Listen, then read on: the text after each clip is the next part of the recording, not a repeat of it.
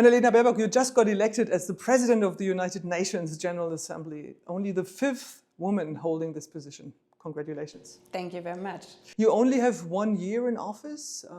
What would you like to be the kind of known accomplishments of your tenure after this year?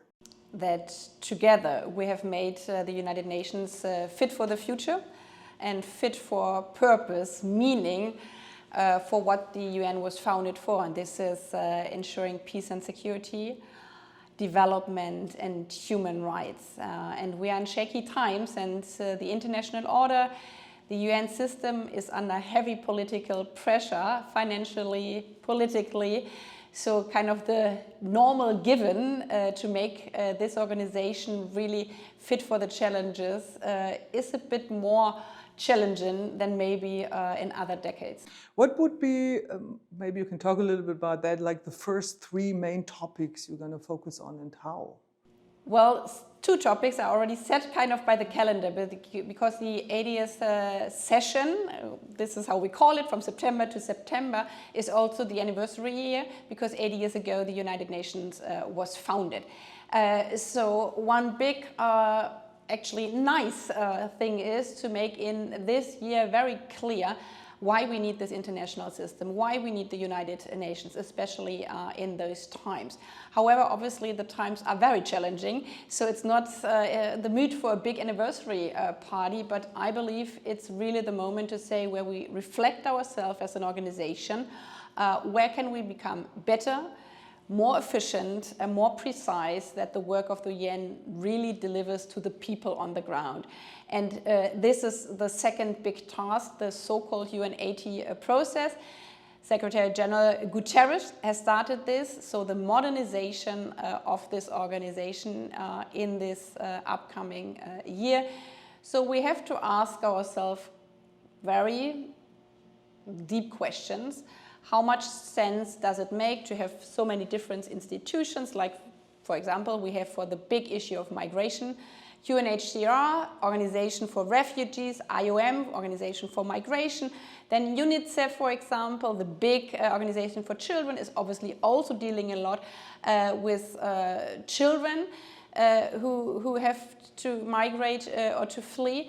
And to see how we can have these structures more efficient to be also more precise in a work, and this counts for all the topics on climate, on development, is this second big task, not only by myself, but obviously of the whole organization.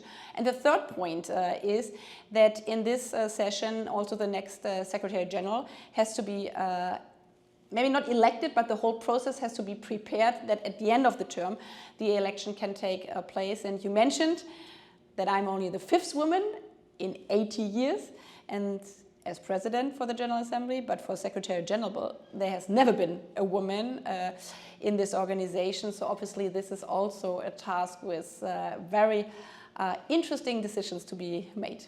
So do I understand you right? You're going to fight for a woman in this position?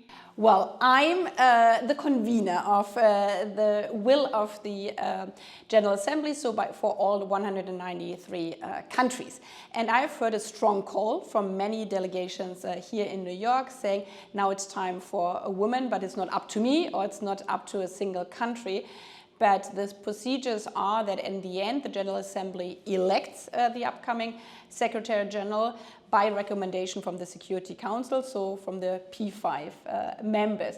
And the very important decisions being taken is how many candidates will be there. So you actually have a choice in a General Assembly. This is a proposal by many member states that there should be more candidates. But this is really work in progress, and this is also work which is going on already right now. And I will take over this task for my predecessor, the current president. And this is why I also said being the president of the General Assembly is a team sport, because it's only 1 year. So you jump in and then you're already leaving. So you can only do that together with your predecessor, with all the member states, with the Secretary General, with the Security Council. And this is what I really like about the job, that it's up to the team spirit everybody shows. You just said, Mrs. President, is this the right way to address you now, or? Well, some say here, Madam President. Madam. In Okay. German, we could use the female form. In English, yeah. Okay, so I like that, Madam President. You just said you want to become a unifier. I mean, the United Nations, the General Assembly, has lost a lot of trust, especially in the global South. How are you going to repair that? Again, this is not a topic only for one person, but the role of the president is to see how you can build majorities, consensus. And I have heard a nice quote here that consensus doesn't mean unanimity on every topic, but a broad consensus of the international community, or sometimes, and these are the nice technical parts which I think the UN is really strong in, that sometimes people just stay silent. So you say, we make a proposal, and if nobody rejects within the next 48 hours, it will be taken on board.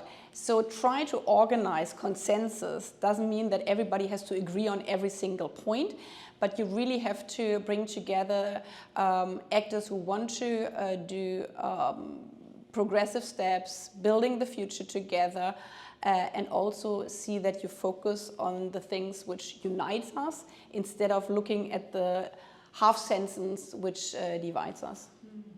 The approach towards Israel is, of course, one very controversial topic. How much might it help you that our new German Chancellor, Friedrich Merz, has changed his take on Israel? Is more critical with Israel. Will this help your position here? Well, obviously, I changed my national hat towards now the light blue UN hat, so I'm not speaking for Germany here anymore. And the General Assembly has been very clear on the issue of the situation in Gaza, on the Middle East situation in resolutions, but also by the international courts, for example.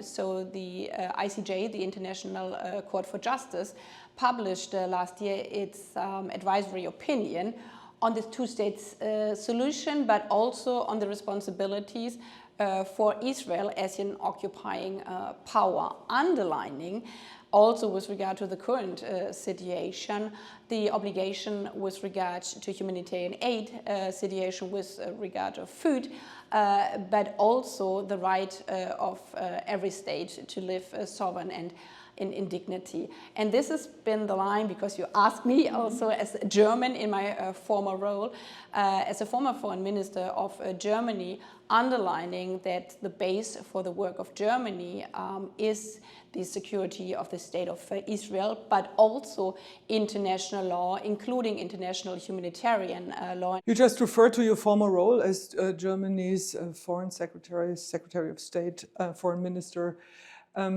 You are known, or you were known, as someone who was really outspoken when it comes to criticizing human rights validations, also, for example, with Russia when it comes to the war in Ukraine.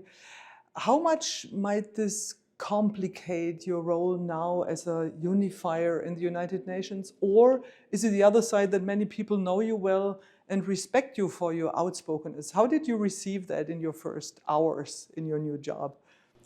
Well, even the weeks and months before, when I was coming here to New York, obviously it's helpful that everybody knows who you are, and there are many, many connecting points, and this is why I think there was a tendency over the last years that presidents of the General Assembly has been before foreign ministers, even prime ministers, because they have a big network and are interconnected in the world. And I could also feel that it helps a lot that I've been in the last years in many of the countries from the permanent representatives here. So the Central Asian states, for example, said, you know, when we were discussing about water, climate crisis, and how it could bridge also the dividing lines in our areas, that there are already connecting points with the work I have done before.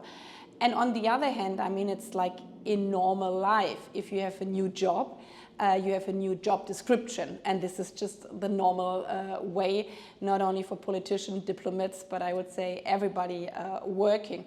So obviously the job description of a president is different than being representative of one country. Now I'm being the representative of 193 countries. However, the foundation, the compass is the same, because the Constitution of Germany is based on the Charter of the United Nations, and the foundation of my work here in New York is also the Charter of the Foundation of the United Nations. So this is why I underlined also here in my introduction speech that I see my role in defending the Charter and speaking up for the Charter, as I've done in the past. I will also in the future. You just kind of mentioned it yourself. There's a lot of financial pressure on the United Nations. We have Donald Trump as President of the United States in the White House right now. He's not a huge fan of multinational institutions such as the United Nations. What does this mean precisely when you say the United Nations needs to become more efficient? What do you think you will be targeting on? We have to deal with the world as it is. And if there are member states, and especially big member states with big contribution, announcing that they might reduce the contributions, obviously an organization has to deal with it. But I find very important that besides new financial announcement, anyhow, this organization needs a modernization. And this is again a work I can build on from before, because also beforehand we had many discussions with especially those countries who are believing in the multilateral system, who are believing in the United Nations, how we can update this organization to the challenges, the tasks of a 21st century. Maybe taking it very simple, we are all speaking about AI. So there are new methods where you don't need handwritten protocols anymore. We have here an organization where you have translation in 6 official languages and sometimes even more, because multilateralism means also multilingualism. However, translation is a heavy cost burden for this institution. So every minute you speak really counts. So simple things of saying, okay, really working as a modern organization with more digital products, but also clear speaking times, limits on speaking times. And this sounds so simple and easy, but these are tasks we have to do anyhow. The example I gave before, if organizations are doing similar groundwork in the field, it would be more efficient if you would really synchronize this work. So this is why I suggested, but not only out of the blue for myself, but because I heard it from so many, that we should really look in these challenging moments, what would be more efficient without, and this is important to me, without having this as a pure cost-cutting exercise. Because what the goal is at the end is to preserve the core of the United Nations. And this brings me to the points again: peace and security, development and human rights, and to deliver on this work. Will everybody like this process? Probably not, but this is why it has to be so inclusive, it has to include so many actors, because again, we need a big majority for this organization to make it fit for the future. Last question, talking about majorities, then we of course have the P5 and the veto countries. That's also one reason why many people say the UN is a toothless tiger, because when it comes to the Security Council, hardly any resolution which really could change the world does come through anymore, because one of these countries is putting in a veto. Is this also something you're gonna deal with as the president of the United Nations General Assembly, or is this something for another UN body? Well, the Security Council, by the Charter, is taking a decision on peace and security. They have the only veto power, which we do not have in other institutions. But the Charter also gives a great role to the General Assembly. And using this role more intensively, if there is a blockage in the Security Council, there have been already some steps in the past. different initiatives, so the resolution for peace, for example, but also initiatives saying if there is a veto, there has to be an explanation in the General Assembly. So there is already work going on in this direction, and again, my role is if there is a big will in the General Assembly to move forward on these tracks, which you can see also in this the name is revitalization process, so there is already a proposal being discussed and there are many aspects in it. So yes, not only for myself but for the General Assembly, there will be a bigger role in the future with regard to peace and security. However, if I may, I would like to say at the end, also coming from the national system, we don't have perfect national systems. We are not living in a perfect world. So we have also the cases in every country that something which is written there by law, you're not allowed obviously to kill somebody else or to be a thief. Anyhow, you have these cases in every system and you follow up with courts and everything else. But you cannot prevent everything. And it's similar here in the United Nations. This is not the perfect system, but it's the best system we are having. So yes, lately there has been a lot of frustration, you called it a tiger without teeth, that in the world of 120 conflicts, one might think, okay, what can the United Nations do? However, we have also seen lately, for example, in Syria, that there always comes a moment where it's very important that the United Nations had a clear standing with regard to Syria in the past breaching of the Charter and then being there and being ready for reconstruction, for humanitarian aid and also for peace and security agreements. So it's hard work, but it's work the world definitely needs right now. Madam President, thank you very much. Thanks a lot.